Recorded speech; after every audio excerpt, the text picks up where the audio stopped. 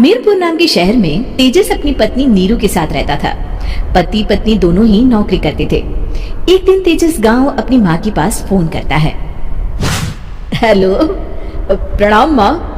जीते रहो माँ, तुम दादी बनने वाली हो। अरे वाह, ठीक है बेटा, मैं कल ही आती हूँ। जब माँ जी शहर पहुंची तो बेटे बहू ने बहुत अच्छे से स्वागत किया। लीजिए माँ जी चाय। अरे गर्मा गर्म पकोड़े ले आओ माँ के लिए। नीरू रसोई में गई और 2 मिनट में ही पकोड़े ले आई। जी ये लीजिए। बहू जादू से बनाए हैं क्या?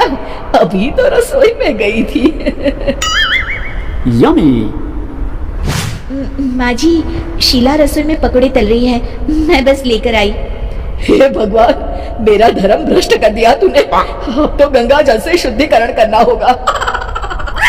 दूसरे दिन, माँ जी मैंने नाश्ता बना दिया है, ऑफिस जा रही हूँ। पर अभी तो घर का सारा काम पड़ा है। शीला आती ही होगी, झाड़ू पोछा बर्तन कपड़े वो सब कर लेगी। हमारे जमाने में घर का सारा काम हम ही करते थे।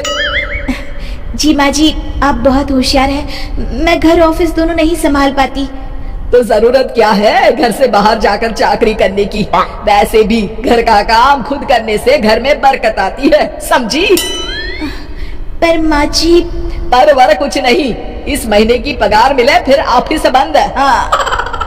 रात को नीरू तेजस से कहती है, सुनिए जी, माँ जी बोल रही थी कि मैं नौकरी छोड़ दूं। वैसे ठीक ही तो है, अभी तुम्हें आराम की जरूरत है।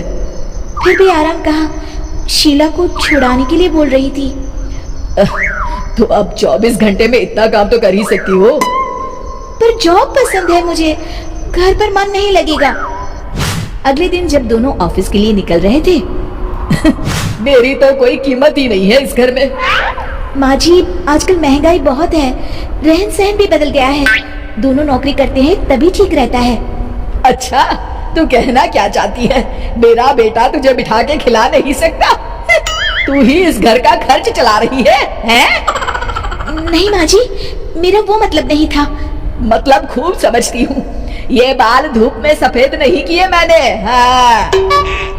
अब तो ये रोज का काम हो गया था। तेजस भी रोज की झिकझिक से परेशान हो गया था। एक दिन उसने कहा, नीरू वैसे भी तुम्हें मैटरनिटी लीव मिलने वाली है, तो अभी से ही छुट्टी ले लो। पर क्या, मेरी सैलरी अच्छी खासी है। आखिर नीरू ने रिजाइन कर दिया। जब बच्चा हुआ तो घर में सब बहुत खुश हुए। कुछ दिनों बाद तेजस फाइल देख रहा था।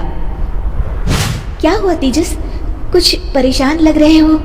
हाँ, वो हमारी जितनी सेविंग्स थी वो तो हॉस्पिटल में और छठी के फंक्शन में खत्म हो गई है नीरू।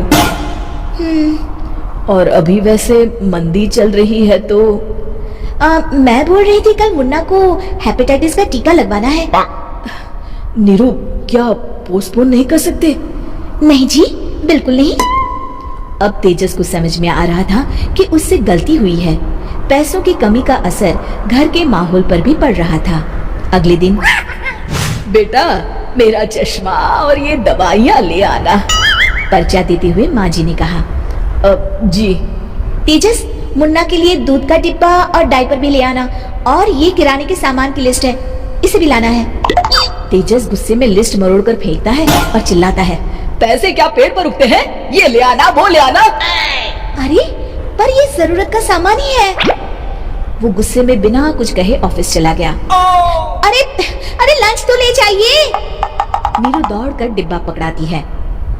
एक दिन खाना खाने के बाद, नीरू अब तो मुन्ना कुछ बड़ा हो गया, तो अब तुम वापस ज्वाइन कर लो ना जॉब।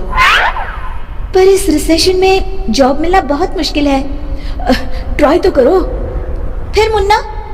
माँ जी है ना, और एक फुल टाइम मेड भी लगा लेंगे। पर माँ जी उन्हें तो पसंद नहीं। तभी माँ जी वहाँ आ जाती है और प्यार से नीरू के सर पर हाथ फेरते हुए बोलती है, अब मेरी समझ में आ गया बहू, पहले के और अब के समय में अंतर है। तुम काम शुरू करो, मुन्ना की जिम्मेदारी मेरी। मेरी प्यारी माँ जी। ये कहकर नीरू उनके गले लग गई। शिक्षा परिवर्तन संसार का नियम है, हमें भी समय के साथ चलना चाहिए। उम्मीद है कि आपको हमारी ये कहानी पसंद आई होगी। कृपया हमारे चैनल को सब्सक्राइब करें और सभी अपडेट्स के लिए बेल आइकन जरूर क्लिक करें। और हाँ, वीडियो लाइक और शेयर करना मत भूलिएगा। Bye bye.